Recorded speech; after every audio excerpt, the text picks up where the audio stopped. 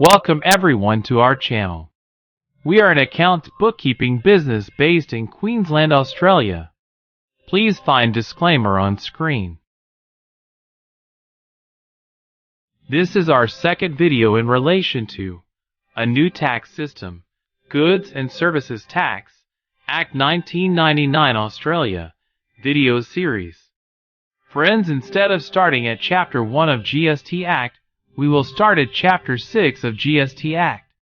The reason for doing this is that we regard that understanding of Chapter 6 of GST Act is very important to interpret the whole Act.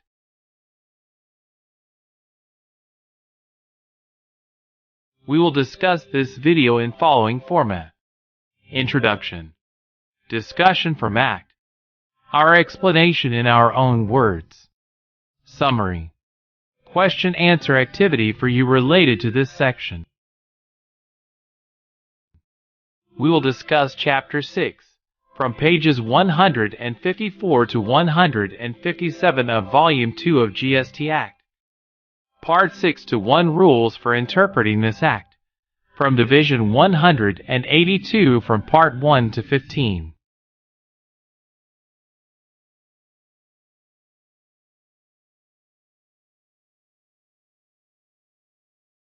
Please see on screen from Act what forms and does not form part of GST Act.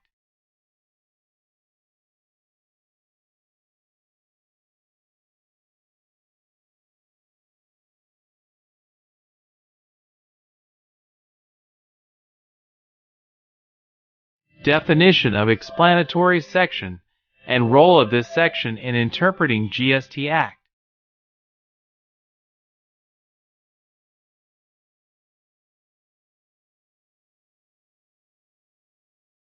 And section for Schedules 1, 2, and 3.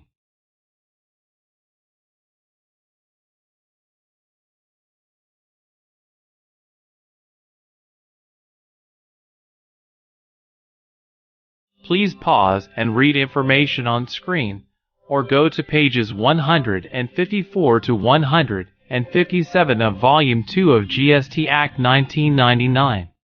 You can find free copy of GST Act on legislative.gov.au website. We have attached link in description box below for this government website. Now we will try to explain this section in our own words. Basically, this section reveals some basics to interpret this GST Act. For example, this section explains what forms and does not form parts of GST Act. These are rules to interpret this Act. These will form part of GST Act any headings to chapters, parts, divisions, explanatory sections, headings to sections and subsections, headings for groups, notes, and examples. Define terms marked with asterisks and not marked by asterisks all form part of this Act. Friends, footnotes, endnotes, and tables of subdivision in GST Act does not form part of this Act. Instead of remembering everything, just remember a couple of things.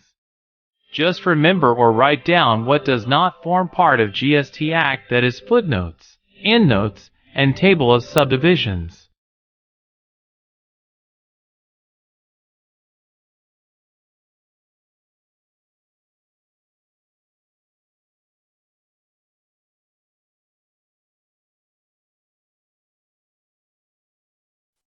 GST Act has explanatory sections.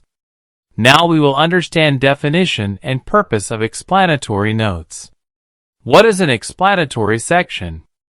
An explanatory section is first section with heading, that is, what is this Act about? Any section in Chapter 1, other than Section 1 to 1 and Section 1 to 2 of Chapter 1. Any section Division 5 or 37. Last section in division or subdivision of Chapter 2 of GST Act. Checklist of special rules in Chapter 4. Any section that states to be an explanatory section.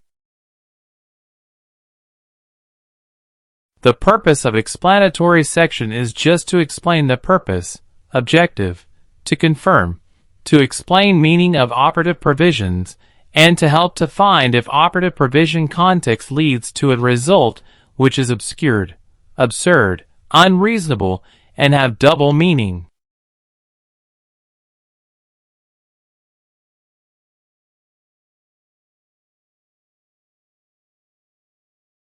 Friends, second columns of table in Schedules 1, 2, and 3 are not operative.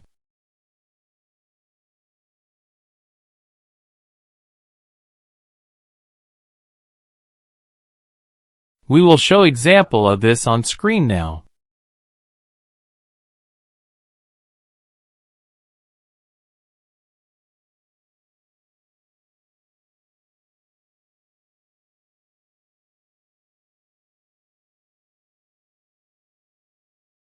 Friends, it is very important to keep in mind the purpose of GST Act. One of the main purpose GST legislation is to generate revenue stream for Australian government. Keeping this in mind will help you with working out the context of different parts of GST Act 1999.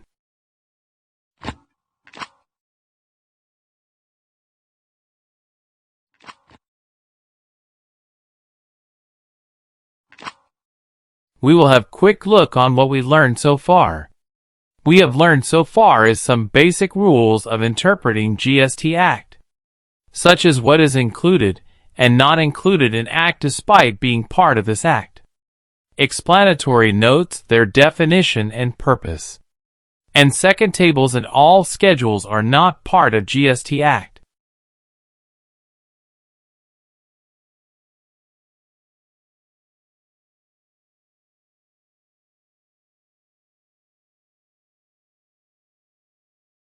We will have a quick glance again on what we learned.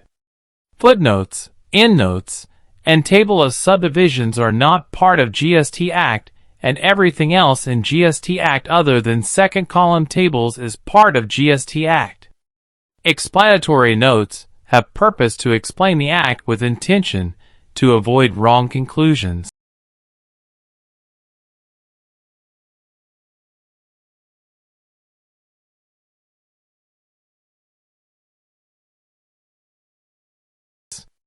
To make learning easy and interesting for you, we have included question-answer exercise. Questions are: 1. As per interpreting rules of GST Act, what forms and does not form part of this Act? 2. What are explanatory sections? 3. What is purpose of explanatory sections? 4. What parts of Schedules 1, 2, and 3 are non-operative? You can answer these questions from this video or from pages 154 to 157 of Volume 2 of GST Act. If you require a personal free digital PDF copy of question-answer sheet, please contact us. Thanks for watching. If you have any questions in relation to this, please feel free to contact. We would appreciate your feedback.